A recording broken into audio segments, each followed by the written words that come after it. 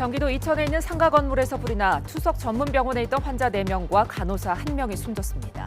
불은 아래층 스크린 골프장에서 시작되는데 환자들이 투석 중이었거나 거동이 어려워 피해가 컸던 것으로 나타났습니다. 국민의힘 상임전국위원회가 당이 비상 상황에 해당한다는 유권 해석을 내리면서 비대위 전원이 초읽기에 들어갔습니다. 사실상 당대표 복귀가 어려워진 이준석 대표는 강하게 반발하며 법적 대응에 나설 뜻을 내비쳤습니다. 휴가 중인 윤석열 대통령의 국정수행 지지율이 24%까지 떨어지면서 취임 이후 최저치를 기록했습니다. 대통령실은 여론조사가 민심의 지표라 생각한다며 국민 뜻을 헤아려 부족한 부분을 채워나가겠다고 밝혔습니다. 오늘 오전 발사된 우리나라 최초의 달 탐사선 다누리가 지상과의 첫 교신에 이어 달 전위 궤도 진입에도 성공했습니다. 다누리는 앞으로 넉 달 반 동안 비행해 달 상공 100km에 안착하고 내년부터 1년 동안 달 탐사 임무를 수행할 예정입니다. 시청자 여러분 안녕하십니까? 8월 5일 금요일 뉴스가 있는 저녁 시작하겠습니다. 우리나라 1호 달 탐사선 다누리호가 발사되면서 지구 너머 광대한 우주 탐사의 긴 여정이 시작됐습니다. 한국형 발사체 누리호 발사와 달 탐사선 다누리호 발사에 잇따라 나선 올해는 우리나라 우주 탐사의 원년으로 기록될 것으로 보이는데요. 잠시 뒤에 전문가와 함께 자세히 짚어보겠습니다. 오늘 뉴스 첫 소식으로는 신장 투석병원이 위치한 건물에서 발생한 안타까운 화재 사고부터 전해드립니다. 오늘 오전 경기 이천시에 있는 한 상가 건물에서 불이 나 4층 투석 전문병원이 있던 환자와 간호사 등 5명이 숨졌습니다. 경찰과 소방당국은 투석병원 바로 아래층에 있던 스크린 골프장에서 공사 도중에 화재가 난 것으로 보고 있는데요. 현장에 나가 있는 취재기자 연결해서 자세히 알아보겠습니다. 정인영 기자. 네, 저는 경기 이천시 관고동의 한 상가 건물 앞에 나와 있습니다. 네, 오전에 화재가 났고 이미 진화는 끝났을 텐데 지금 현장 상황은 어떻습니까? 네, 현재 이곳은 기존에 쳐졌던 경찰 통제선들이 모두 없어진 상태입니다. 소방 지휘차 등도 모두 철수를 했고요. 당초 통행이 이렇게 통제됐던 도로도 다시 통행이 재개가 됐습니다.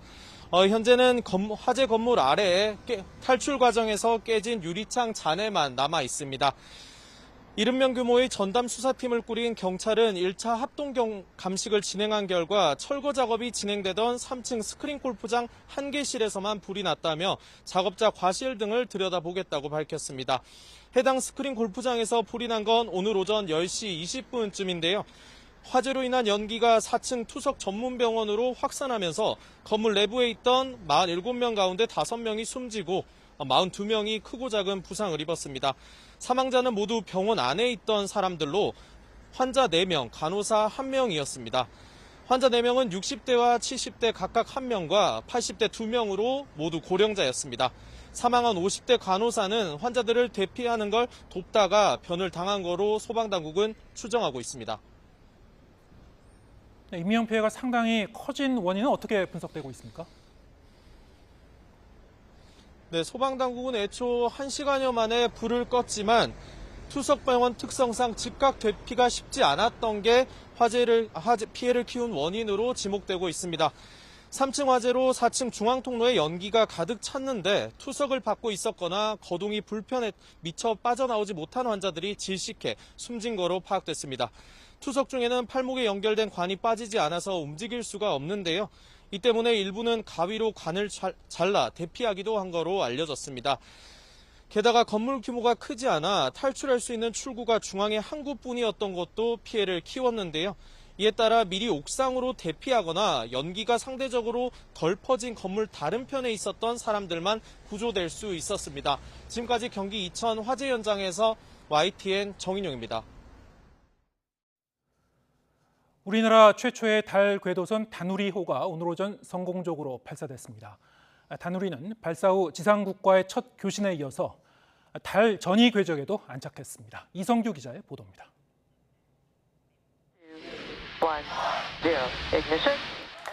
스페이스X의 펠컨 9 발사체가 불을 뿜으며 하늘로 치솟습니다. 다누리는 발사 후 57분 만에 호주 캔버라 안테나를 통해서 첫 신호를 보냈고 과기부는 신호를 분석해 발사 92분 만에 교신 성공을 확인했습니다. 앞서 1단 로켓을 성공적으로 분리한 펠컨 9은 발사 후 약 40분 만에 다누리를 분리했고 이후 약 5분 뒤 다누리는 달까지의 먼 여정을 위한 첫 관문인 달 전위 궤적에 진입했습니다. 오전 8시 48분경 발사체와 정상적으로 분리되었으며 달을 향한 궤도에 성공적으로 진입하였음을 말씀드립니다. 달 전위 궤적에 진입한 다누리는 연료 소모를 최대한 줄이기 위해 나비 모양으로 빙빙 돌아가며 오는 12월까지 약 600만 킬로미터를 날아갑니다. 목표 궤도인 달 상공 100km에 안착한 다누리는 내년 1월 한 달간의 시운전을 거쳐 2월부터 본격적인 탐사 활동에 나섭니다. 세계 최초로 지구 너머 심우주에서 우주 인터넷을 시도하고 감마선 분광기를 이용해 달 표면의 자원을 탐사합니다. 또 나사가 제공한 쉐도캠으로 달의 극지방을 촬영하는데 이 자료는 미국 아르테미스 달 착륙 후보지 선정에 활용됩니다. 우리나라는 지난 6월 누리호 발사에 이어 달 궤도선인 다누리 발사까지 성공하면서 심우주 탐사에 첫 발을 내딛었습니다. 국민 여러분 함께 기뻐해 주십시오. 앞으로도 국민 여러분과 함께 우주 시대를 열어가도록 하겠습니다. 1년간의 과학 탐사 임무를 끝낸 다누리는 연료가 남아있을 경우엔 연장할 수도 있습니다. 우리나라는 달 궤도 탐사에 이어 오는 2031년 달의 착륙선을 보내 본격적인 심우주 탐사에 나설 계획입니다. YTN 사이언스 이성규입니다. 다누리 프로젝트는 달까지의 4개월여의 비행을 통해 우주 항법 기술을 처음으로 경험한다는 의미가 있습니다. 이후에 달의 정밀 자원 지도를 만듭니다. 우리가 발사체의 기술을 고도화한다면 독자적인 우주 탐사의 기반이 될 것으로 보입니다. 김진두 기자가 보도합니다. 다누리를 실은 펠컨 9의 발사 순간을 지켜보는 연구자들. 발사는 성공했지만 달까지의 긴 여정의 시작에 불과합니다. 우주 공간에서 4개월여의 비행이 한치의 오차 없이 계획대로 이루어져야 합니다. 다누리와 접속한 상태에서 자세와 비행 궤적을 조정해야 하는 고도의 우주 항법 기술이 필요합니다. 이 과정에 다누리와 지상국의 통신이 가장 중요한데 미국의 딥스페이스 네트워크를 이용합니다. 미국과 호주, 스페인에 있는 3개의 심우주 안테나로 24시간 통신 상태를 유지할 수 있습니다. 다누리의 조종은 항공우주연구원에서 맡지만 나사에서 부족한 부분을 메워줘 위험을 줄이면서 귀중한 경험을 얻을 수 있게 됐습니다. 다누리를 이용해서 섀도우캠에서 얻은 정보는 미국이 아르테미스 사업을 하는데 제일 중요한 그 착륙지 결정하는데 중요한 정보를 주게 됩니다. 한국과 미국이 국제 우주 협력을 하는데 굉장히 중요한 예라고 할 수 있습니다. 다누리에 실린 탑재체는 달을 탐사해 정밀 지도와 자원 지도 등을 제작하게 됩니다. 달에 대한 우리만의 첫 정보를 얻는 건데 2031년 달 착륙선을 보낼 때 착륙 지점과 탐사 지역을 결정하는 기반 자료가 됩니다. 지구에서 달로 가는 그 과정을 통해서 우리가 다른 행성으로 갈 수 있는 어떤 기술력을 확보한다는 의미도 있겠고요. 달에 가서 다누리를 이용해 관측을 수행을 하면서 얻은 데이터로 우리나라의 그 미래 우주 탐사의 초석을 쌓을 수 있다는. 다누리는 미국 로켓에 실렸지만 달 착륙선은 우리 발사체로 달로 향하게 됩니다. 하지만 누리호로는 지구 중력을 뿌리치고 달로 향하는 것이 불가능해 성능을 고도화하는 작업이 필요합니다. 정부와 항공우주연구원은 2030년 이전에 차세대 발사체 개발을 완료한다는 계획입니다. 30여 년 만에 위성과 발사장, 발사체를 확보한 한국의 우주기술. 이제 다누리를 통해 지구를 벗어나 우주 행성 탐사에 나서는 신호탄을 쏘아 올리게 됐습니다. YTN 김유두입니다. 다누리의 발사 성공으로 본격적인 달 탐사에 뛰어든 우리나라는 오는 2031년 달 착륙선을 보낼 예정입니다. 특히 독자적인 우주 탐사 역량을 확보하기 위해 차세대 한국형 발사체를 이용해 자력 발사하겠다는 계획입니다. 양효영 기자의 보도입니다. 1, 0, ignition, and liftoff. 다누리 가자, 다이노. 달 궤도선 다누리는 올해 마지막 날 달 100km 상공에 도착합니다. 내년 1년 동안 달을 돌며 고해상도 카메라로 달 표면을 촬영하는데 이 정보는 우리나라 첫 달 착륙선의 착륙 후보지 선정에 쓰일 예정입니다. 오는 2031년 발사 목표인 국내 첫 달 착륙선은 다누리보다 2배 정도 큰 1.5톤급 이상으로 제작됩니다. 달 표면에 착륙해 자원 탐사 등의 과학 임무를 수행하게 되는데 다누리보다 엔진 성능이 커지는 건 물론 자세 제어도 더 정밀하게 해야 합니다. 과기정통부는 달 착륙선 개발을 위해 오는 9월 예비 타당성 조사를 신청한 뒤 2024년부터 본격적으로 달 착륙선 개발에 나설 예정입니다. 다누리에 실려 있는 고해상도 카메라 자체가 목적이 이제 착륙 후보지에 대한 영상 촬영이기 때문에 현재 지금 계획하고 있는 착륙 후보지 아니라도 아마 그 선행 연구를 통해서 필요하면 저희가 추가적인 아마 위치 착륙 후보지가 나올 수도 있습니다.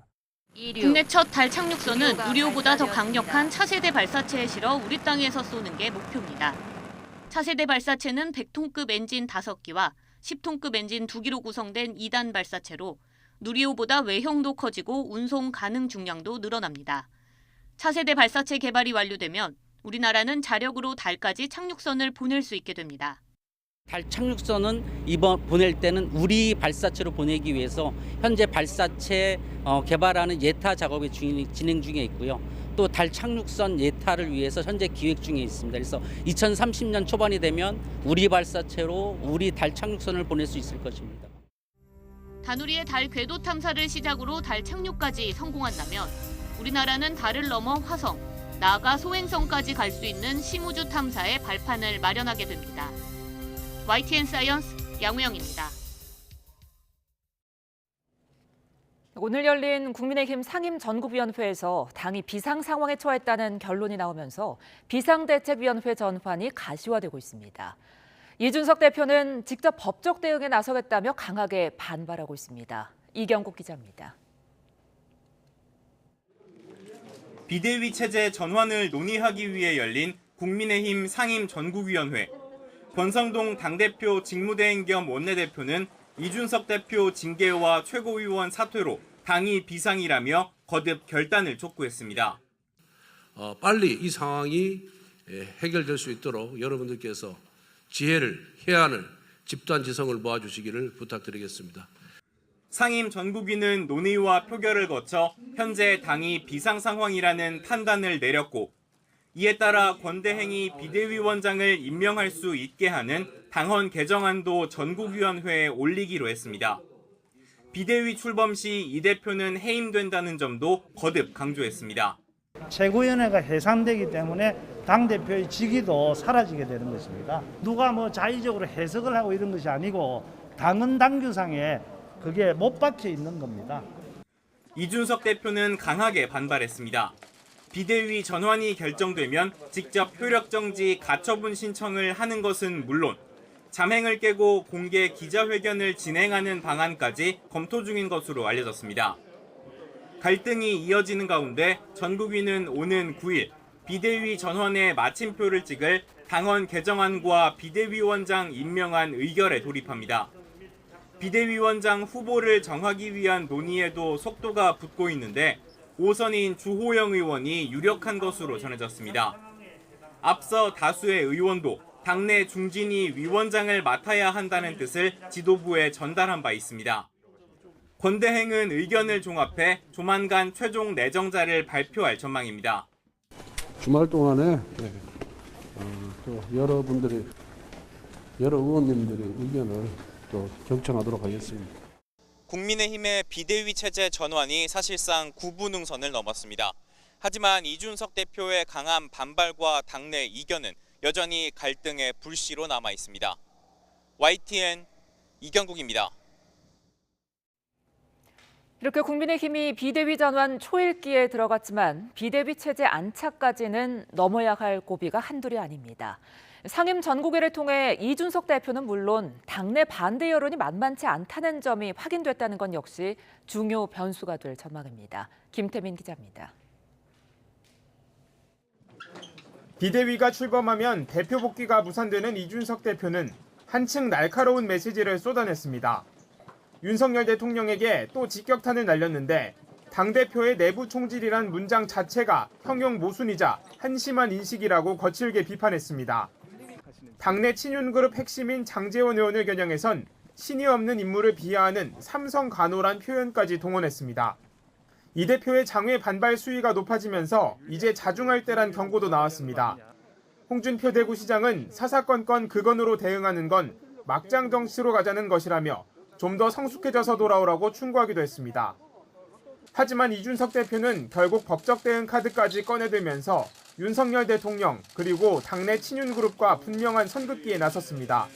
대통령과 여당 지지율이 수직 낙하하는 상황에서 꾸준히 제 목소리를 내며 전국 주도권을 되찾아오겠다는 의지로 비치는 대목입니다.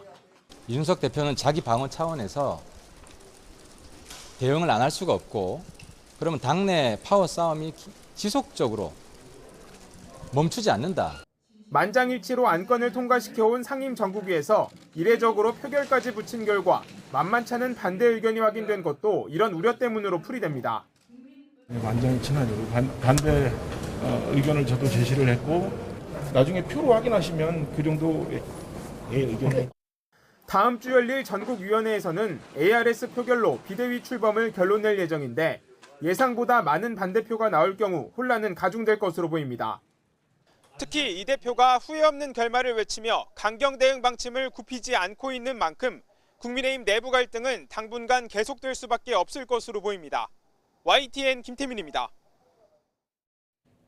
정부의 만 5세 입학 추진을 두고 반발 움직임이 날로 격화하고 있습니다. 박순애 교육부 장관 사퇴 논란으로까지 번지고 있는데요. 대통령실도 교육부와 거리를 두는 모습입니다. 김연아 기자입니다. 만 5세 초등학교 입학 추진에 교육계와 학부모, 시민단체의 반발 움직임이 갈수록 거셉니다. 교육 국가 책임 강화라면서 입학을 당기면 더 빨리 사회에 진출할 수 있다는 주장뿐 정작 학교에 더 빨리 온 어린아이들을 어떻게 가르치고 보살필지는 설명하지 못한 탓이 큽니다. 한글도 모르는 아이들이 학교에 가서 가만히 앉아서 시간 때우다가 올 생각을 하니 억장이 무너집니다.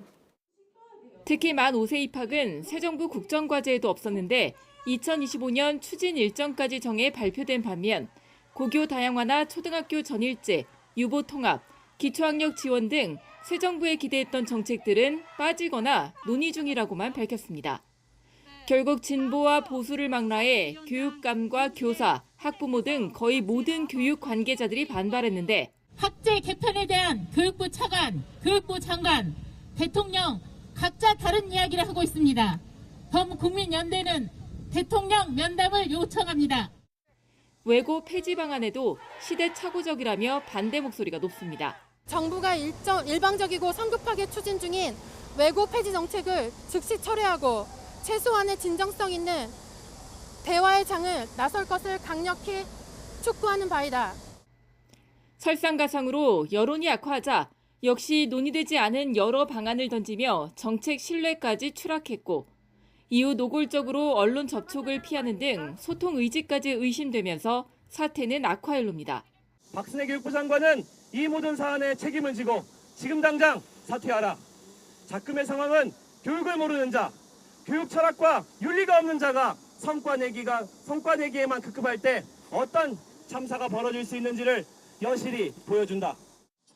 대통령실도 다음 주 대통령 업무 복귀에 앞서 만 5세 입학은 제안 중 하나라고 수습에 나섰는데 교육부 소통의 문제도 강하게 지적하면서 박순애 부총리는 교육개혁 추진 동력 약화는 물론 본인의 입지까지 위태롭게 됐습니다. YTN 김현아입니다.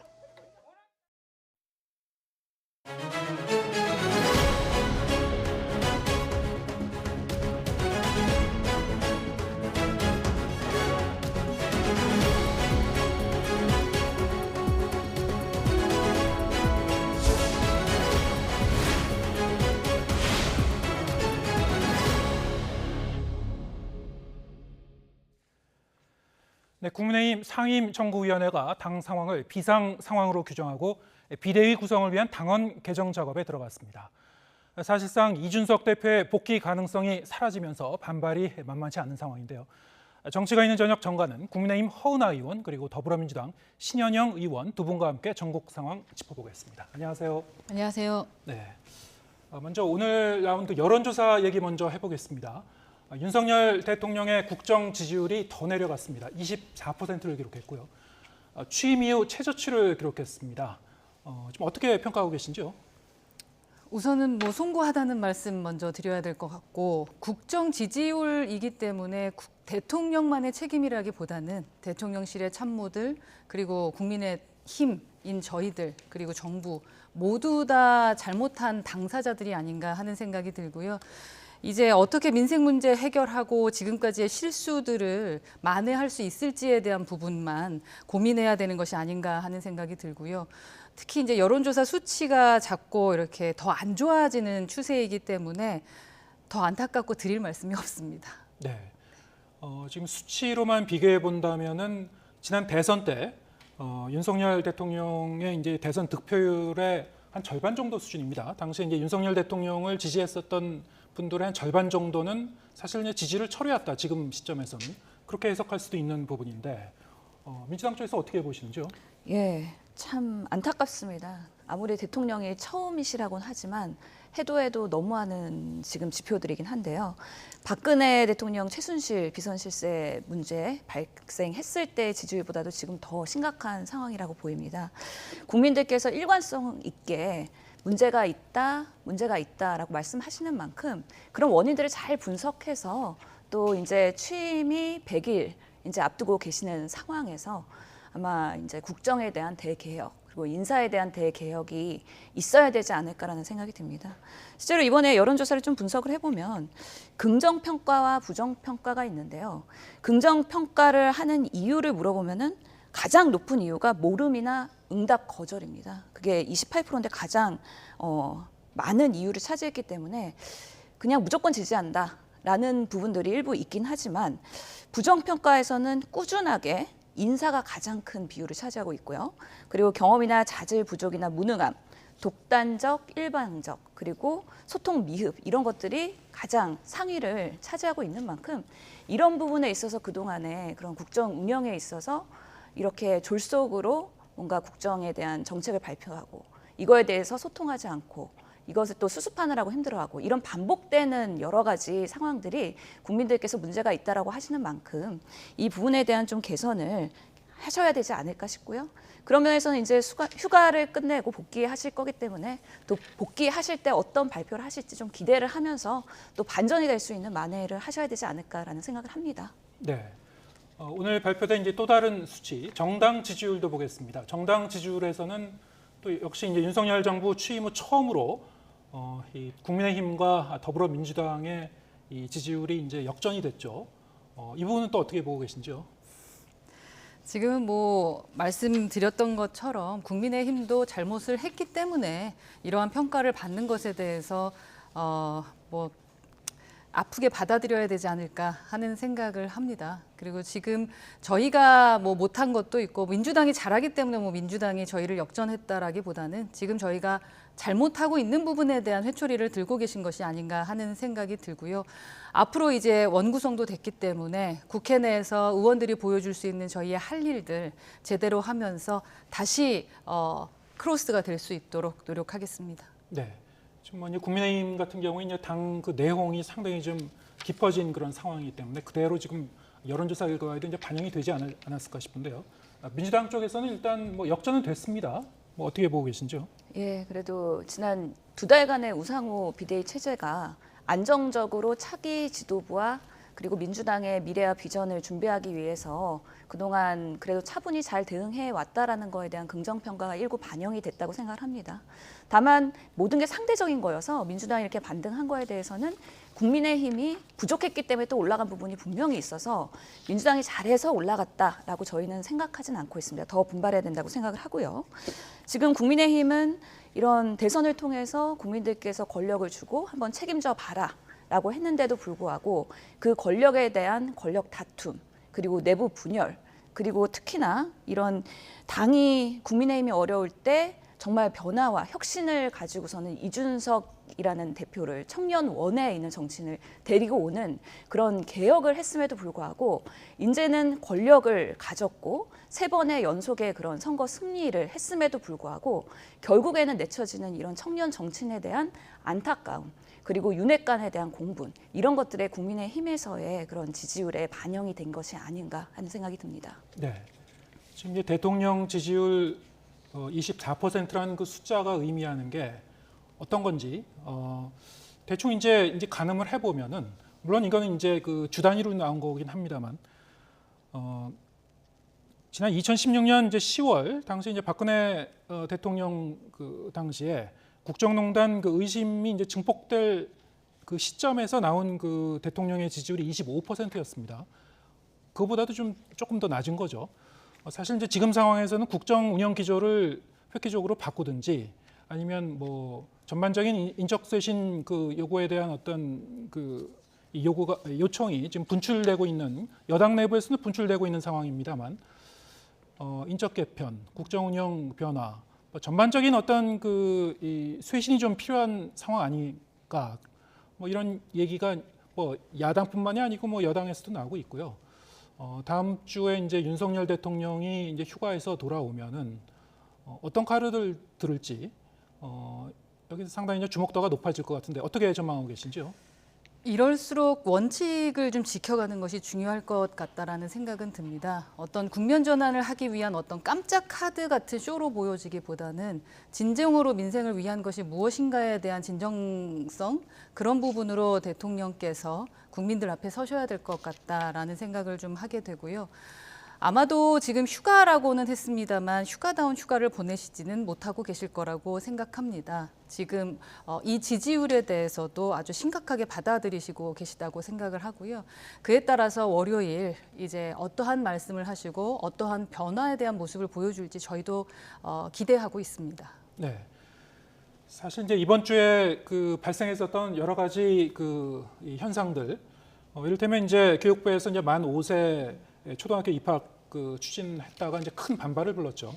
그라든가 이제 이 대통령 부부와 관련된 그 인사의 이른바 이권 개입설, 그리고 이제 대통령 관저 공사 수주 의혹, 그리고 이제 어제는 이제 이 펠로시 하원 의장 이제 방한과 관련해서 여러 가지 뭐 의전이 좀 미흡했다 논란도 있었고요. 대통령실의 어떤 메시지 이 전달에도 여러 가지 이제 이 총체적인 문제점이 지금 지적이 되고 있는 상황입니다. 사실 문제점이 한두 개가 아니기 때문에 이 대통령이 이제 휴가를 마치고 돌아오더라도 뭐 하루아침에 어떤 쇄신하고 지지율을 이제 뒤집기는 상당히 좀 어려운 상황 아닐까 싶기도 한데 민주당 쪽에서는 어떻게 보고 계신지요? 저희도 뭐 국정 지지율이 이렇게 떨어져서 국정 동력이 떨어지면 마냥 좋지만은 않습니다. 빠르게 회복을 했으면 하는 제일 야당으로서의 간절한 바람이 있고요. 그러려면은 윤석열 대통령께서는 대전환을 해야 된다. 인적 쇄신을 포함해서 해야 된다고 생각을 합니다. 이거에 대한 답변을 준비하고 꼭 오셨으면 좋겠다는 생각이 들고요.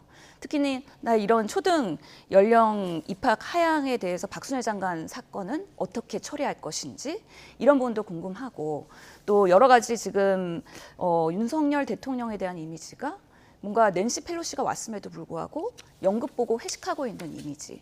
그리고 그동안에 좀 빵집에 가서 빵을 사거나 아니면 구두 쇼핑을 하거나 이런 여유로운 대통령이 너무 한가한 거 아니냐. 이런 이미지를 빠르게 벗어나기 위해서 이런 민생 경제 위기에서 정말 일하는 대통령의 모습을 보여주기 위해서 어떤 것들부터 바꿔 나갈 것이냐에 대한 고민을 하셔야 된다는 생각이 들고요.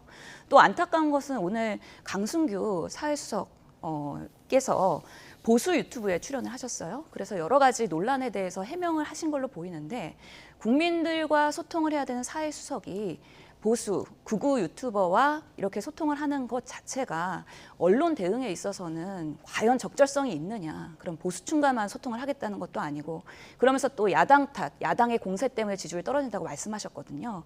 그래서 지금 이런 엄중한 상황에서 대통령께서 그리고 우리 비서실에서 겸손하게 사안을 받아들이고 누구 탓을 하는 게 아니라 지금 우리부터 바꿔가겠다. 그리고 국민의 그런 엄중한 꾸짖음에 대해서 하나씩 개혁해 나가겠다. 이런 약속을 하면서 신뢰를 다시 회복해야 되지 않을까 생각을 합니다. 예, 알겠습니다. 이번에는 이제 각 당 상황 짚어보겠습니다. 국민의힘은 뭐 일주일 동안 계속 좀 어수선했습니다. 일단 이제 비대위 전환 절차가 속전속결로 좀 진행이 되고 있습니다만 당내에서 여러 가지 뭐 이견도 분출이 되고 있고요. 일단 이제 진행 상황을 보면은 비대위 자체가 이른바 이제 관리형 비대위, 조기 전대를 이제 전제로 한 관리형 비대위로 가는 그런 그 모양새고요. 비대위원장도 뭐 지금 이제 선임 절차에 이제 들어가겠습니다만 차기 이제 전대에서 선출된 이제 당 대표가 이제 2년 임기를 가진다라는 얘기까지 나오고 있습니다. 굉장히 구체적인 얘기가 나오고 있어요. 사실은 이제 전공위원회를 열어서 논의할 사항이긴 한데 어떻게 보고 계신지요? 어떻게 본다고 그럴 때 제가 무엇을 어떻게 답변을 해야 되나라는 참 고민을 많이 하게 되는 것 같습니다. 뭐 저는 개인적인 의견을 밝히기도 했습니다만 지금 이 비상 사태라고 이제 결정을 지었죠. 지금은 비상 상황이 맞는 것 같습니다. 지금 현재는 비상 상황이 돼버렸고요. 근데 이 비상 상황이 되기 위해서 너무 비상한 절차들을 밟아왔다라는 것을 우리 국민들이 어떻게 바라보실까에 대한 고민은 있습니다. 그리고 지금 말씀하셨던 것처럼 되게 차곡차곡 되게 빠르게 무언가가 진행되고 있고 구체적이다라고 말씀을 하셨는데 2년의 공천의 관리를 할 수 있는 공천권을 가진 전당대회 2년짜리 대표를 뽑겠다라는 말씀도 하고 계시는데 지금의 이 절차들을 봤을 때는 이 전당대회가 또 다른 의미가 있을까라는 생각이 솔직히 듭니다. 왜냐하면 절차적인 정당성 안에서 만약에 또 다른 생각으로 윤리위를 열게 된다면 어떻게 될까? 그리고 전당대회에서 당원들이 선출한 대표나 또 다른 최고위원들에게 또 사퇴를 하거나 또 이러한 상임정국위원회를 열어서 비상 상황이다라고 할 수 있는 일이 벌어지게 되면 어떻게 될까라는 그런 의문들이 자꾸 생겨나는 상황이라서요. 앞으로 국민들이 바라보셨을 때 그리고 당원들이 저희를 바라봤었을 때 이 절차적 정당성에 대해서 저희가 어떻게 말씀드려야 되는지에 대한 부분을 제가 가장 지금 고민하고 있다라고 말씀드리고 싶고요. 민심은 배를 띄우기도 하지만 또 이렇게 가라앉힐 수도 있다라는 말을 많이 하지 않습니까? 앞으로 저희가 하는 일에 대해서 그리고 특히 보수가 다시 살아나는데 사실 2년 전만 해도 저희가 지금 뭐 4%, 5%인데 그 정도의 지지율이 나올진 못했었습니다. 근데 이렇게 하다가는 다시 고사할까 봐 걱정이 되기는 합니다. 그래서 조금 더 고민하고 9일에 있을 또 전국위원회에서의 결과를 또 그분들께서 어떻게 판단하실지에 대한 것을 조금 더 지켜봐야 되지 않을까 하는 생각을 합니다. 네, 지금 이제 비대위로의 이제 전환 과정에 이제 절차적 정당성이 이제 문제가 있다 이런 의견이시고 이대로 가면은 자칫 잘못하면 이제 이 보수가 고사할 수도 있다 이런 이제 입장을 재차 밝히신 건데요. 이준석 대표의 복귀는 사실상 어려워집니다. 이렇게 되면은 이 대표 측에서는 법적 대응을 이제 시사하는 그런 그 얘기를 계속 흘리고 있고 뭐 정미경 그 최고위원 같은 경우에는 이준석계로 이제 불립니다만 가처분 신청을 낼 경우에는 해볼만하다. 하지만 개인적으로는 이제 대표직을 이제 접어야 될 때 아니냐라는 이제 그 개인적인 의견을 내기도 했습니다. 허은하 의원께서는 어떻게 보시는지요? 우선 가처분 신청이라는 이야기가 나온다라는 자체, 이런 상황이 됐다라는 부분에 대해서는 상당히 안타깝게 생각을 합니다. 그리고 이준석 대표가 사퇴를 해야 된다 말아야 된다라는 것을 제가 지금 말할 수 있는 부분은 아니라고 생각합니다. 우선 이준석 대표 본인 스스로가 나는 사퇴하지 않겠다라고 말씀을 하셨고요. 그리고 그것은 본인의 자유인 겁니다. 그리고 우리 당원들이 뽑아주신 분입니다. 그래서 본인 스스로 그 사퇴하느냐 마느냐에 대한 그 부분도 그 대표님의 생각을 따르는 것이 맞지 않을까 하는 생각이 들고요. 또 그에 맞는 본인의 의견들을 또 페북에 쓰지 않았겠습니까? 왜 그러한 행동을 하는지에 대한 부분은 충분히 이해합니다. 그리고 또 뭐 정미경 최고께서 말씀하시는 부분은 당의 내홍들과 당의 앞으로를 위해서에 대한 말씀을 해주시는 부분인데 네. 지금 제가 현재 그 부분까지 말씀드리기는 좀 애매한 상황이 아닌가 하는 생각은 듭니다. 네. 네. 뭐 정미경 최고위원의 얘기를 이제 인용한 거는 그분이 이제 그 법률가 출신이기 때문에 법적으로 보면은 이제 이 가처분 신청도 해볼만 하긴 하지만 정치적 견제에서 봤을 때는 이제 이준석 대표가 가처분 신청을 해서 다시 돌아오는 게 과연 본인에게도 바람직한 것, 당을 위해서도 바람직한가 여기에 대해서 이제 본인의 의견을 얘기했던 것 같고요. 어쨌든 허은하 의원의 이제 지금 말씀은 지금 상당히 좀 그 빠른 속도로 비대위로 전환하고 있습니다만 당내에서도 좀 그 다른 의견이 있다라는 점을 좀 확인할 수 있는 다시 한번 이제 그런 계기가 된 것 같습니다. 근데 지금 이제 민주당 쪽에서는 이 여당이 이제 내용을 어떻게 보고 계신지 궁금하긴 한데요.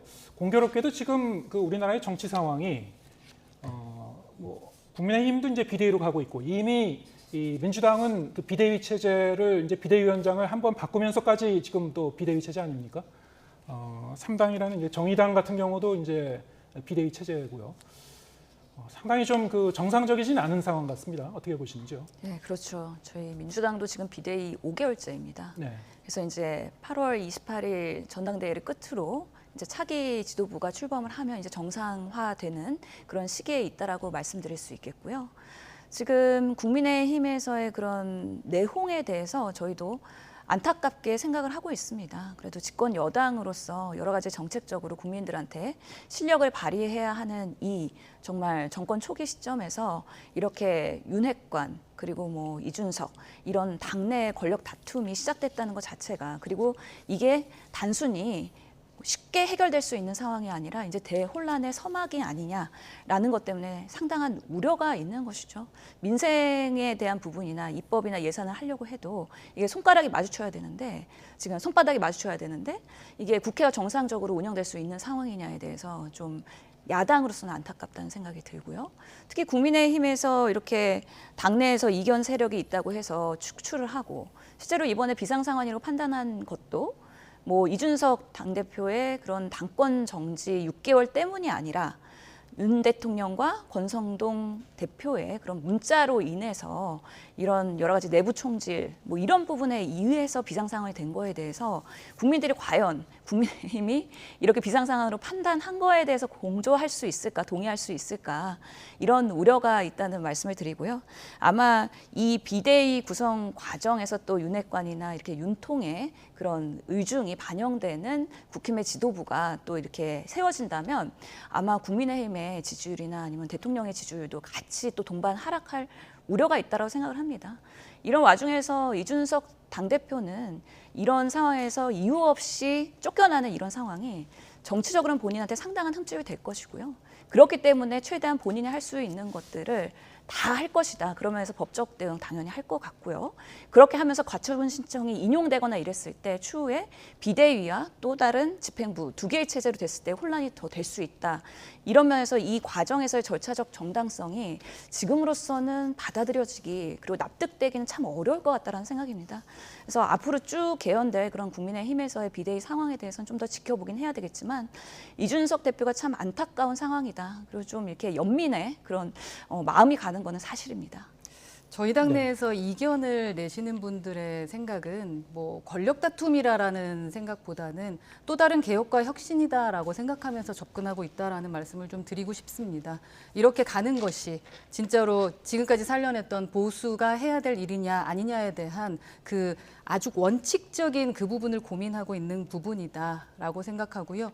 뭐 윤핵관과 무슨 이핵관 아니면 어떤 계파의 싸움이다라는 프레임 자체가 이 혁신과 어떤 소신을 갖고 이야기하는 사람들에 대한 어떤 프레임을 씌우는 것이 아닌가 하는 생각을 하고 있습니다. 그래서 이렇게 지금 내부의 권력 다툼이 되고 있기 때문에 이 상황을 빨리 정리하지 않으면 국힘으로서는 이제 차기에 있는 총선도 있고 공천도 해야 되는 데 있어서 매우 위태할 수 있기 때문에 빠르게 정리를 하다 보니까 절차적 정당성의 문제가 생기고 또 이준석 대표로서는 당연히 가처분 신청을 하면서 이 부분에 있어서의 법적인 문제가 있다라고 얘기를 할 수밖에 없거든요. 그러다 보면 빠르게 정리가 되는 게 아니라 오히려 안정화를 깨하려다가 오히려 더 큰 사단이 날 수도 있을 것 같다. 이런 부분에 있어서의 깊은 고민이 필요할 것 같습니다. 알겠습니다. 시간이 얼마 남지 않았지만 민주당 소식도 하나만 짚어보겠습니다. 지금 이 전당대회를 앞둔 민주당 지금 이재명 후보가 결국에는 당대표가 되지 않겠냐 이런 이제 어대명이라는 얘기가 계속 나오고 있습니다만 이재명 의원이 최근 들어서 본인을 향한 이 검찰과 경찰의 수사와 관련해서 상당히 좀 그 예민한 반응이랄까요? 좀 강경한 이제 발언을 이제 하고 있고요. 엊그제는 이제 뭐 국기문란이다 그런 얘기까지 했습니다만 본인의 이제 수사와 관련해서 이거는 이제 배우자 김혜경 씨의 이제 법인카드 의혹 수사 참고인이 사망한 사건과 관련된 거죠. 본인이 이제 계속 이제 해명을 하다가 새로운 그 뉴스가 나올 때마다 그 해명의 내용이 조금씩 바뀌고 있는 거 아니냐, 말 바꾸기 아니냐 이런 그 지적도 나오고 있고 실제로 이 강훈식 당대표 후보 같은 경우도 이 의혹을 해소하기보다는 오히려 증폭시키는 측면이 있지 않느냐. 당내에서도 이제 비판이 나왔습니다. 또 한편으로는 이제 역시 이재명 의원과 관련된 그런 그 수사 내용이죠. 경기주택도시공사 명의로 빌려서 이제 선거 준비용도로 이제 썼지 않았냐. 이재명 그 의원의 자택의 옆집 얘기인데요. 여기에 이제 이 김혜경 씨 수행비서가 이제 관여한 정황이 포착됐다는 그런 소식이 좀 있었습니다. 여러 가지 이제 그 관련된 그 내용이 좀 나오고 있는데 민주당 쪽에서 좀 어떻게 보고 계신지 좀 혼란스러운 상황 같습니다. 예, 뭐 복합적으로 많은 얘기들이 나오고 있는 것 같습니다. 8월에 아마 그런 분수령이 되는 또 한 달이 되지 않을까 싶긴 한데 우선은 어대명이다라고 얘기하면 아마 강훈식, 박용진 후보가 매우 섭섭할 것 같습니다. 왜냐하면 내일부터 이제 우리가 경선 이제 권리당원 투표에 대한 공개가 지역별로 이제 순회 경선이 시작되는데요. 내일은 오전에는 강원 그리고 오후에는 대구 경북에 있는 그런 투표가 공개될 예정이고요. 또 일요일에도 제주 인천에서 공개가 될 예정입니다. 그래서 아직까지는 어떻게 결과가 나올지는 좀 지켜봐야 되는 거고요. 지역별로 편차가 있을 거라고 예상이 됩니다. 그러면서 지금 8월 한 달에 이런 전당대회 흥행을 위해서 열심히 3명의 후보가 뛰고 있다는 말씀 드리고 싶습니다.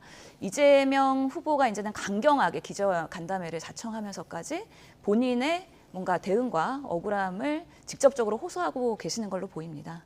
그래서 이재명 후보의 지지율이 올라가면 올라갈수록 또 그런 정치나 여러 가지 검찰의 수사는 더 강화되고 그런 공세는 더 강화될 것으로 보이기 때문에 이것에 대응하는 그런 한 달이 되지 않을까 싶긴 하고요.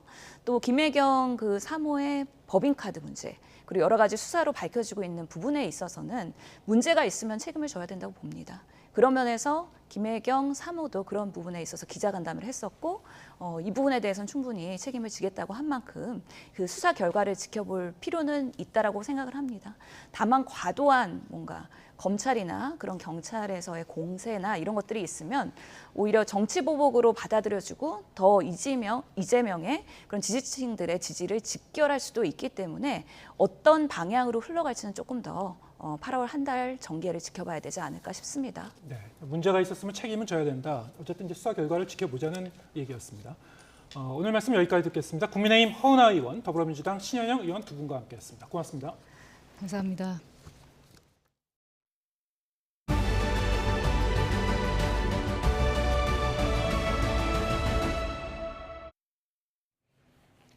코로나19 유행 증가세는 둔화하고 있지만 사망자는 75일 만에 최다 규모를 기록했습니다. 치명률 자체가 떨어지는데도 사망자가 늘고 있는 건데요. 그 이유를 이형원 기자가 취재했습니다.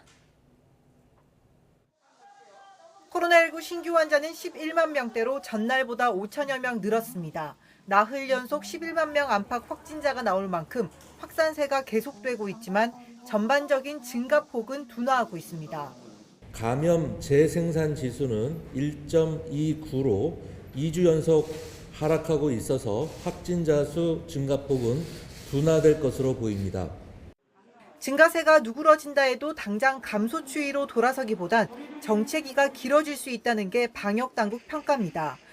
면역 회피력이 큰 오미크론 하위 변이 BA.5가 우세종이 되면서 코로나19에 재감염되는 환자가 늘고 있기 때문입니다.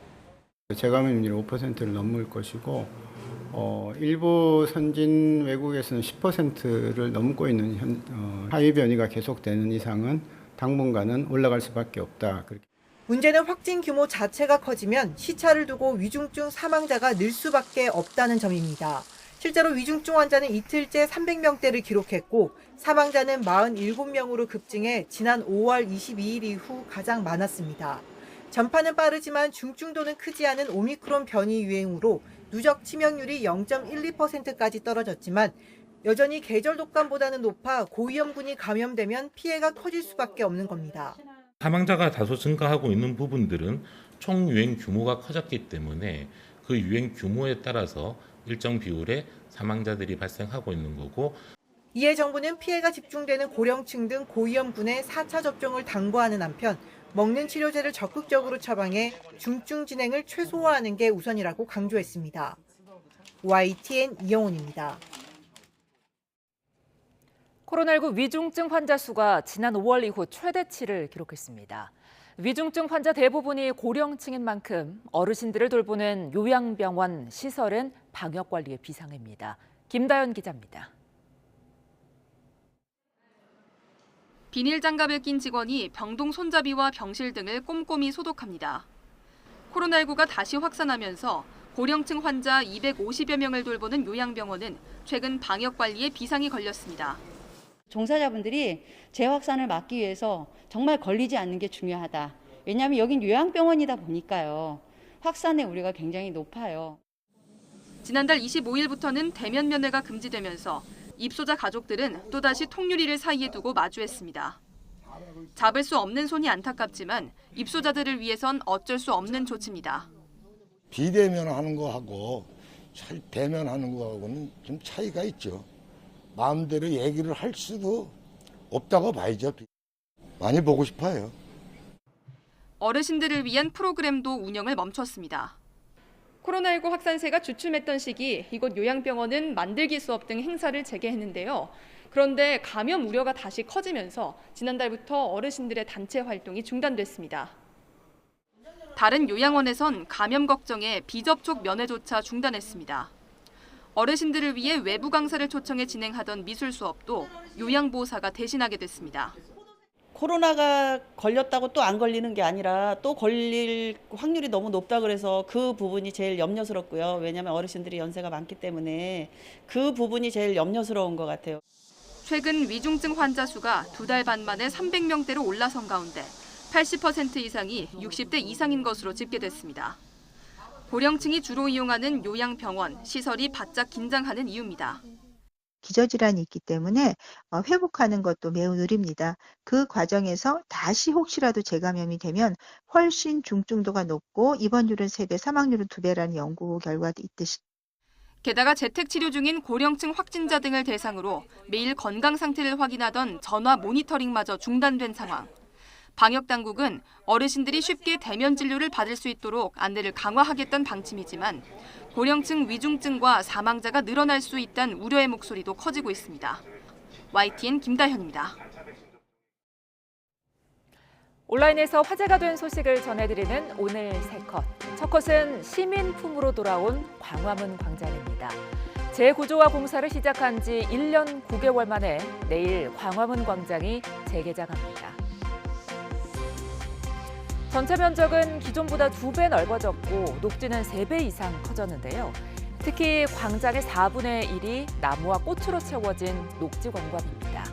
또 앉아서 이야기를 나눌 수 있는 탁자와 식탁을 설치해 시민들이 쉬어갈 수 있는 휴식 공간이 생겼고 한글 창제의 원리를 담은 한글 분수, 조선 건국부터 현재 역사를 새긴 역사 물길 등 광장의 역사적 의미도 더했습니다.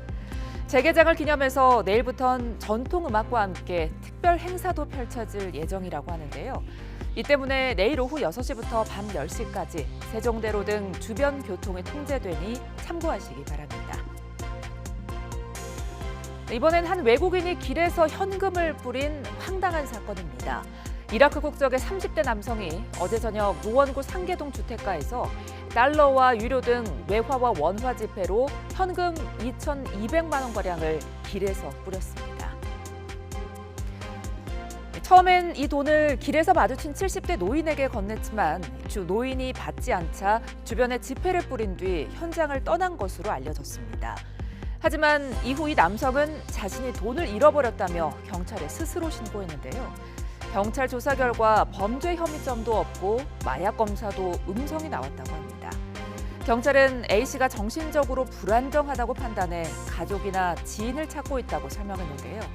A씨가 뿌린 돈은 현장에서 모두 수거돼 경찰이 돌려줄 예정이라고 합니다. 끝으로 KTX의 반려동물과 함께 타기 위해 유아용 승차권을 끊었다가 벌금을 문 사연 전해드립니다. 온라인 카페에 올라온 글인데요. 옆자리에 반려동물을 태우기 위해 유아용 표를 끊었는데 탑승 후 직원이 다가와 부정 승차권을 사용했다며 정상우님의 10배인 40만 원을 내라고 했다고 합니다.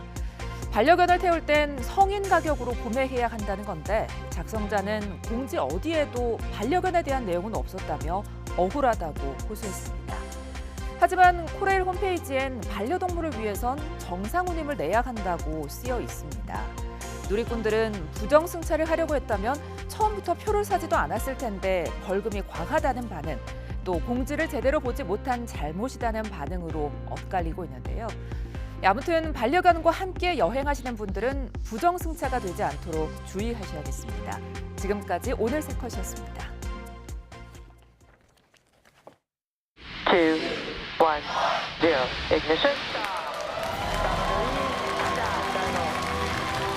During this period, the vehicle is going to experience the highest amount of aerodynamic stresses.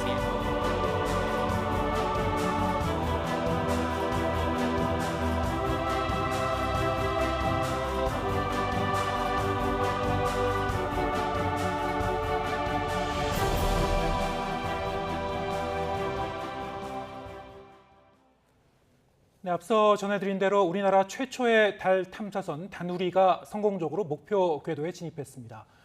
다누리가 탐사 과정까지 성공한다면 우리나라는 달 탐사선을 보낸 세계 7번째 나라가 됩니다. 네, 이번 발사가 어떤 의미가 있고 남은 과제는 무엇인지 이복직 한국연구재단 우주기술단장과 함께 자세한 이야기 나눠보겠습니다. 안녕하십니까? 어서 오세요.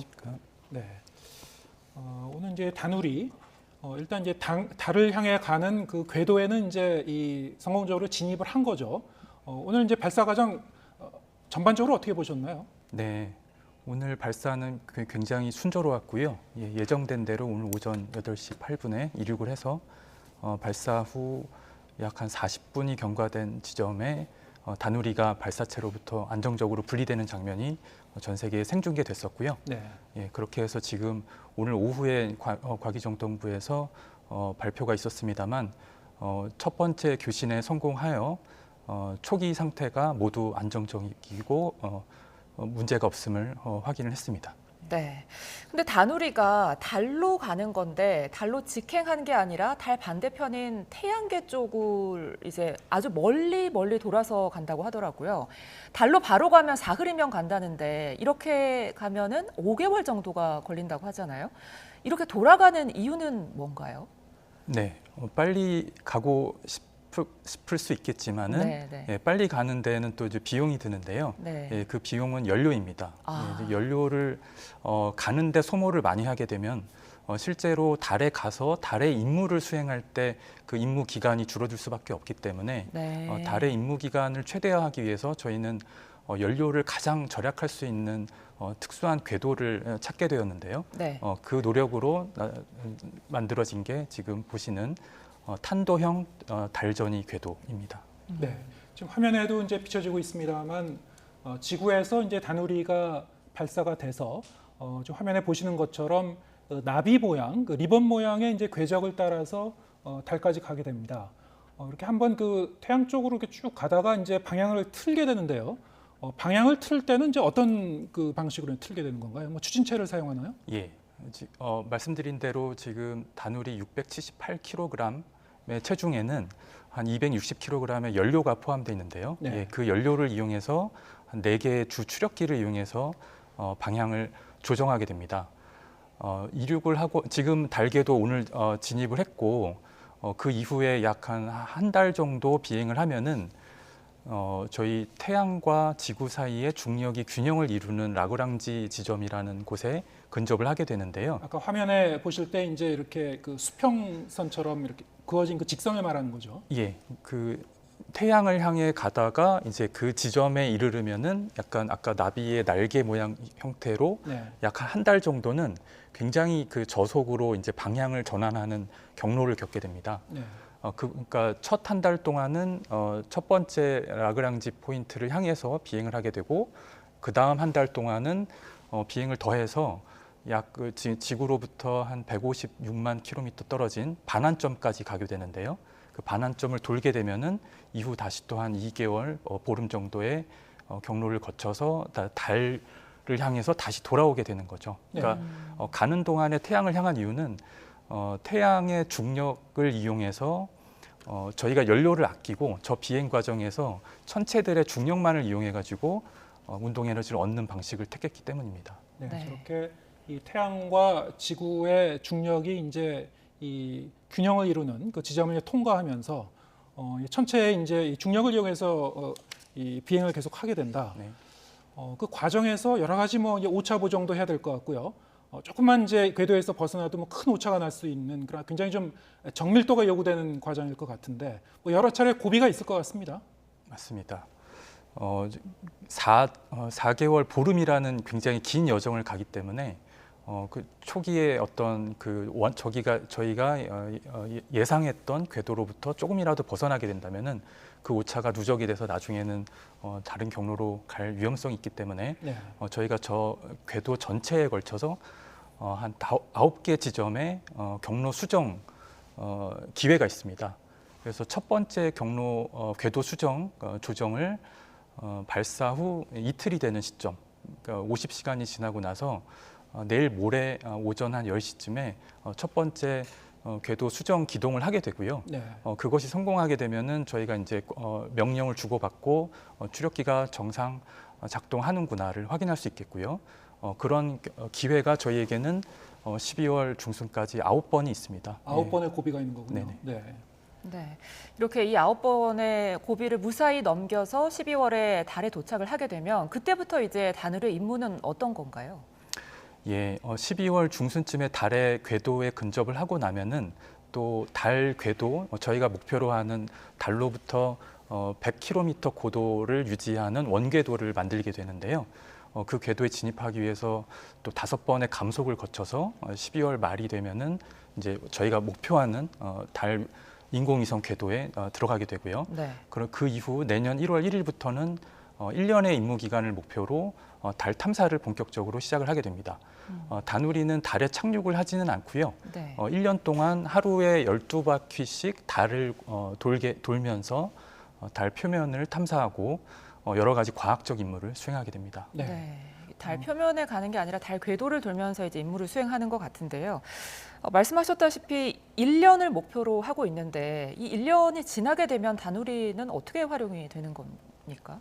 예, 그때 당시에 연료가 얼만큼 남아 있는지에 따라서 의사결정이 좀 달라질 수 있겠는데요.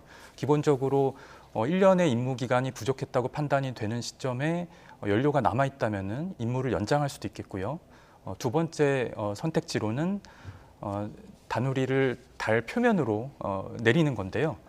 착륙을 안착을 시킨다기보다는 달에 충돌을 하게 됩니다. 네. 달 궤도를 벗어나서 이제 끌어내리게 되면은 충돌하게 되는데 충돌 직전까지 또 여러 가지 정보를 얻고 또 충돌 과정도 어떤 하나의 물리적인 관찰이 될 수 있는 선택지가 있고요.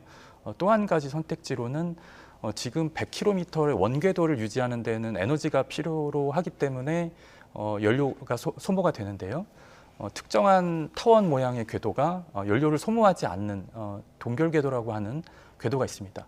그쪽으로 다시 옮겨 타서 보내게 되면은 저희가 연료가 없는 상태에서도 어느 정도 수년간 궤도를 유지할 수 있기 때문에 그것도 또 하나의 선택지가 돼서 저희가 임무를 수행하는 동안에 내년 6월 말경에 다누리의 그 미래에 대해서 한번 논의를 할 기회가 있습니다. 네.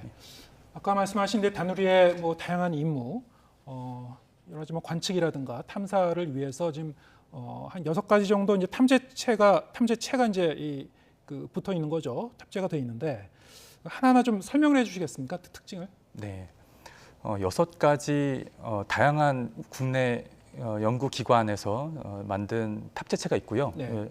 그 중에 5종이 국내 독자 기술로 개발된 것이고 한 가지는 미국 나사에서 제공한 탑재체를 다누리에 싣게 된 경우입니다.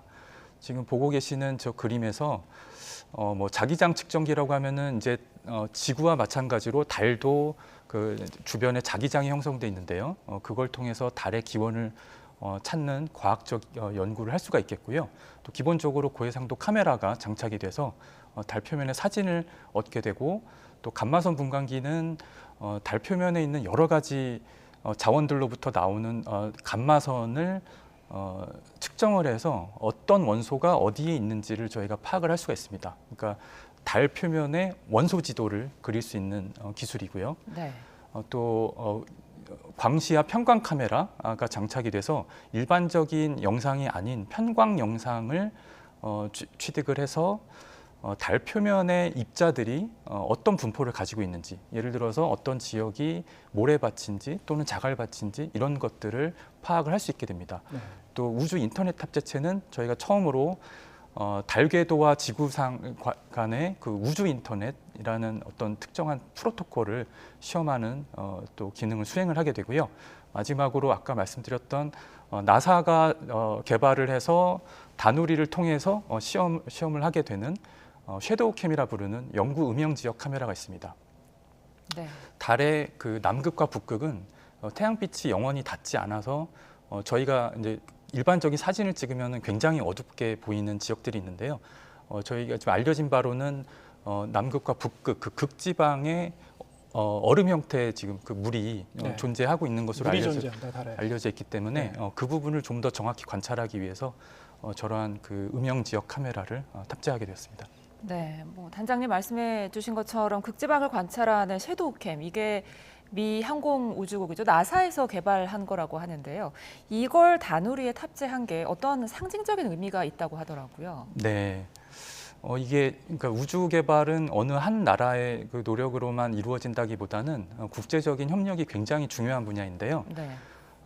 지금 현재 그 미국이 주도하는 그 아르테미스라고 하는 이제 프로젝트가 지금 전 세계가 협력을 해서 진행을 하고 있고요.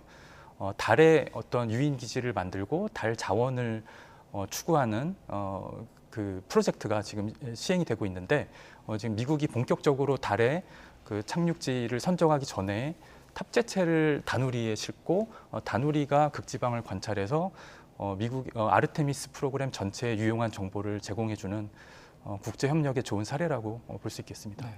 정리하면 그 6가지의 과학 장비 중에서 5개는 이제 국내에서 개발한 거고 그 섀도우 캠이라는 거 한 가지가 이제 나사에서 개발한 거 이렇게 보면 되겠군요. 네, 알겠습니다. 지금 그 아까 설명하시는 내용을 보니까 그러면 그 달 탐사 과정에서 저런 이제 관측 장비를 이용해서 달이 어떤 원소로 이루어졌다든가, 그거는 뭐 이 달에 뭐 어떤 광물이 있는가를 이제 그 관측하는 의미도 있을 것 같습니다. 네. 최근 들어서 많은 나라들이 다시 이제 이 달 탐사에 나서고 있는데,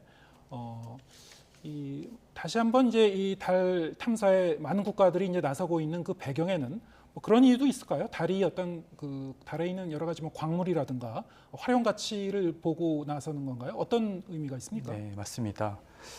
과거 1960년대 이제 러시아하고 구소련과 미국이 이제 달을 향해서 이제 경쟁을 한 바가 있는데요.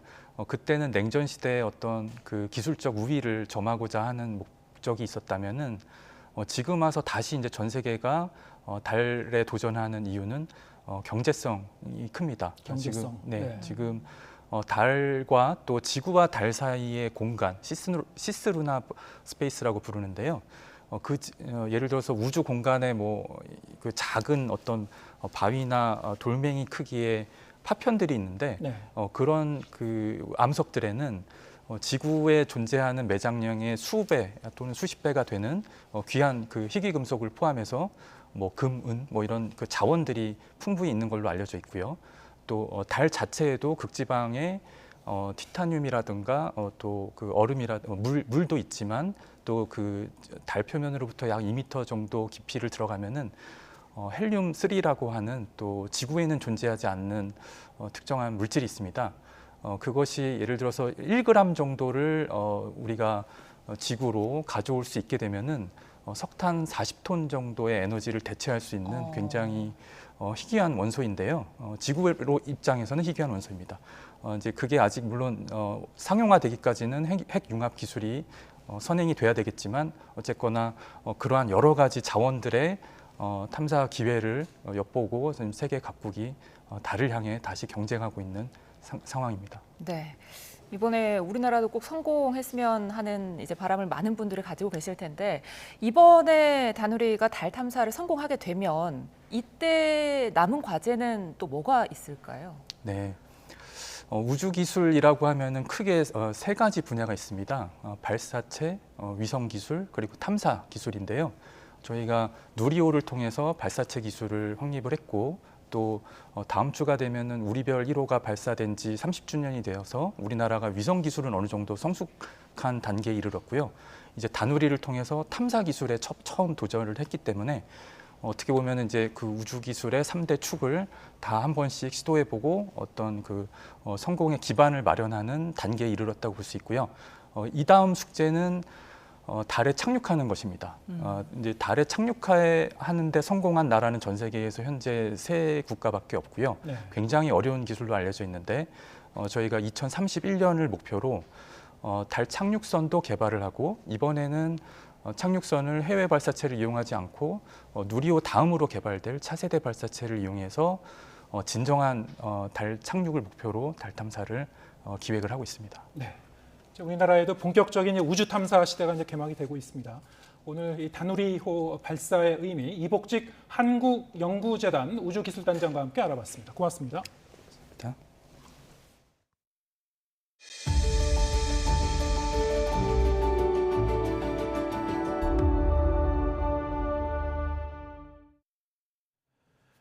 낸시 펠로시 미국 하원 의장이 타이완을 다녀간 뒤 중국은 이틀째 대규모 무력 시위에 나서면서 반발을 이어가고 있습니다.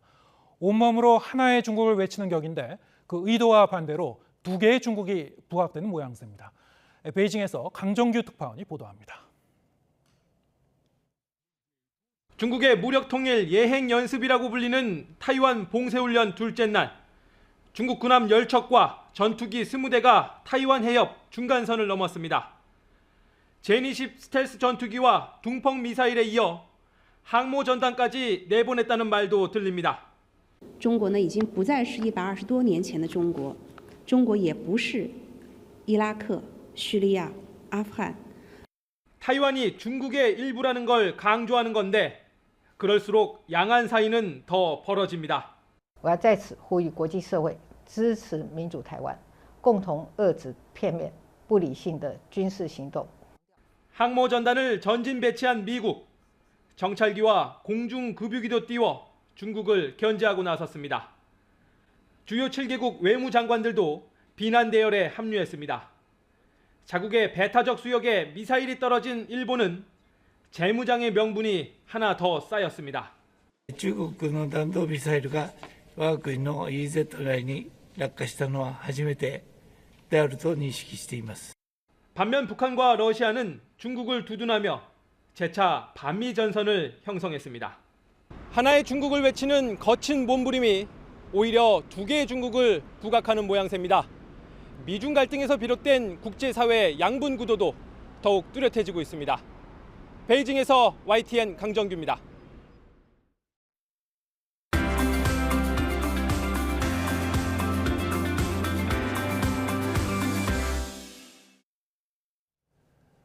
네, 월간 유이저 시간입니다. 8월의 주제는 장애와 비장애입니다. 네, 인기 드라마 이상한 변호사 우영우의 주인공 우영우처럼 자폐 스펙트럼 장애가 있는 미국 변호사 헤일리 모스의 이야기를 전하겠습니다. 권희범 PD 나와 있습니다. 안녕하십니까? 네, 어서 오세요. 네, 자폐 스펙트럼 장애가 있는 변호사. 드라마 속 이야기로만 이제 생각을 했었는데 실제로 이제 이런 사례가 있는 거군요. 네, 미국 플로리다주의 변호사 헤일리 모스가 그 주인공인데요. 네. 드라마가 인기를 끌자 국내 일부 네티즌들이 우영우처럼 자폐 스펙트럼 장애를 가진 변호사가 미국에 있다며 우영우의 실제 모델로 헤일리 모스를 지목하기도 했습니다. 미국에 있는 헤일리 모스와 연락해 원격 화상 인터뷰를 진행했는데요. 화제의 드라마 이상한 변호사 우영우를 봤는지, 자폐 스펙트럼 장애를 가진 그녀의 삶은 어떤지 들어봤습니다. 영상 먼저 보시겠습니다.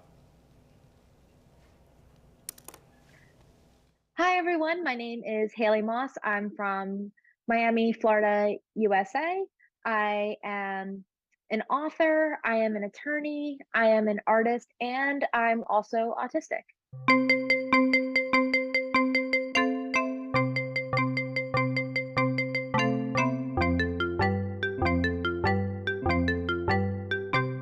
변호인으로서 피고인을 도와 사건의 진실을 밝힐 수 있도록 최선을 다하겠습니다.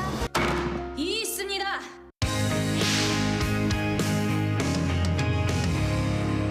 Hello, Haley. I'm Hibam Kwon, TV producer of YTN.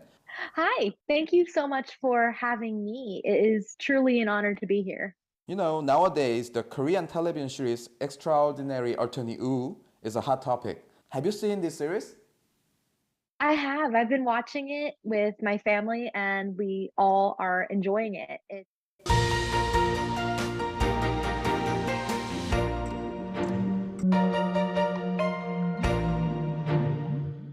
I really especially loved the episode where she was representing someone else on the autism spectrum and she was trying to relate to this young man with the penguins and she had her colleagues and coworkers trying to join in on it and how to communicate with this person and did not have the same autistic traits that she did. I just really felt that was something that resonated with me and also shows just how big of a spectrum that autism truly is.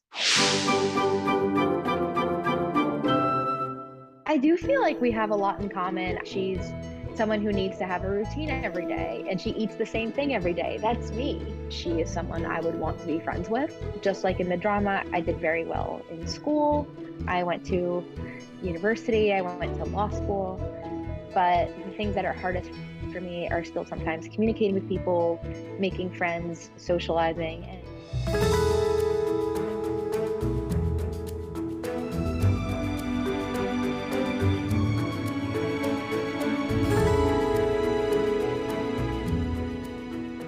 I heard that your mother told you that different can be extraordinary, right? And my mom told me that different is not better, not worse. It's just different, and different can be extraordinary. But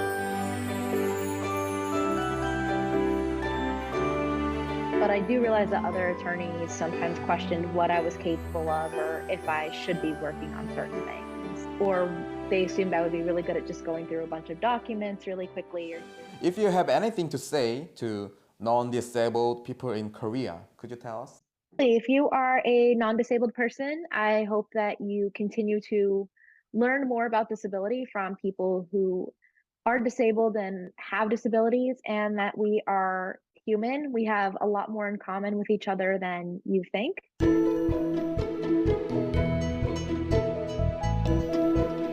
And I think that's usually something that surprises people is I want to feel loved, I want to feel successful, I want to be happy, I want the same dreams that you probably have.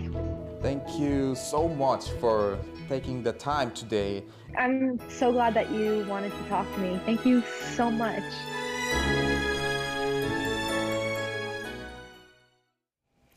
네, 드라마에서뿐만 아니라 현실에도 이렇게 자폐 스펙트럼 장애를 가진 변호사가 있다는 게 조금 신기하게 다가오기도 하는데요.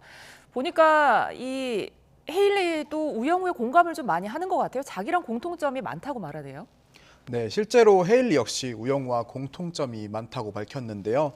앞서 인터뷰에 언급된 것처럼 한 가지 음식을 먹는다는 것 외에도 소리에 민감해서 큰 헤드폰을 착용하는 점도 우영우와 본인이 닮은 점이라고 말했습니다. 드라마에서 우영우가 처한 상황에 공감하기도 했는데요. 네. 극중 동료 변호사들이 우영우의 능력보다 자폐가 있다는 것에 더 주목한다는 점을 예로 들기도 했습니다. 헤일리도 변호사로 일하면서 주변 사람들이 자신을 다른 사람들처럼 실력과 능력으로 평가한다기보다 자폐라는 사실에 더 주목한다고 느꼈다고 합니다. 네, 이제 장애를 가진 변호사인 만큼 드라마를 보면서 그렇게 이제 공감을 느낄 만한 부분이 많았을 것 같은데요. 특히 이제 극중 우영우 변호사도 주변에 조력자가 많지 않습니까? 이 헤일리 모스 변호사는 어떻습니까? 네, 헤일리는 부모님의 도움이 특히 컸다고 말했는데요. 인터뷰에서 언급된 것처럼 더 좋지도 나쁘지도 않고 그저 다를 뿐이라는 어머니의 말이 큰 힘이 됐다고 합니다. 헤일리가 9살 때 어머니가 헤일리에게 자폐가 있다는 사실을 설명하면서 한 말이라고 하는데요. 이 말 덕분에 자신의 장애를 비관적으로 생각하지 않을 수 있었다고 말했습니다. 헤일리는 장애인과 비장애인이 함께 살기 위해선 주변 사람들의 역할도 중요하다고 말했는데요. 드라마 속에서 다른 동료 변호사들이 우영우를 받아들이는 방식이 비현실적일 수는 있지만 그런 판타지가 자신이 원하는 현실이라고 말했습니다. 그러기 위해서는 또 비장애인과 장애인이 서로의 차이를 더 잘 이해하기 위해서 노력해야 한다고도 말했습니다. 네, 장애인과 비장애인이 다른 점보다는 공통점이 더 많다. 이 말이 참 마음에 남네요. 8월의 월간 유이처 다음 주는 어떤 이야기가 준비되어 있습니까? 네, 월간 유이처 다음 주는 장애인의 고용과 관련한 문제를 다룹니다. 우리나라는 지난 1991년부터 전체 근로자 중 약 3%는 장애인을 고용하도록 하는 장애인 의무 고용제를 시행하고 있는데요. 네.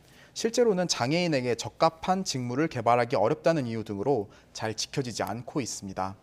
직접 일하고 있는 장애인 노동자와 동료 비장애인들을 만나 장애인과 비장애인이 함께 일하기 위해서는 무엇을 개선해야 하는지 알아봤습니다. 네. 오늘은 여기까지 듣겠습니다. 수고하셨습니다.